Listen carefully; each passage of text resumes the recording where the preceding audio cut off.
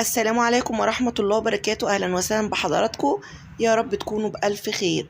أتمنى الاشتراك في القناة وعمل اللايك فضلا منكم وليس أمرا. آخر تحديث لأسعار الدولار والعملات أمام الجنيه المصري في السوق السوداء اليوم الجمعة الموافق 8/3/2024. ريال سعودي 13 جنيه 80 قرش للشراء، 13 جنيه 99 قرش للبيع. ريال قطري 14 جنيه 10 قروش للشراء، 14 جنيه 30 قرش للبيع. جنيه استرليني 64 40 قرش للشراء، 64 30 قرش للبيع. درهم إماراتي 14 جنيه 5 قروش للشراء، 14 جنيه 17 قرش للبيع. دينار كويتي 164 جنيه 78 قرش للشراء، 166 85 قرش للبيع. يورو 55 67 قرش للشراء، 56 19 قرش للبيع. دينار أردني 71 جنيه 60 قرش للشراء، 72 30 قرش للبيع. دولار أمريكي 50 جنيه 90 قرش للشراء، 51 70 قرش للبيع.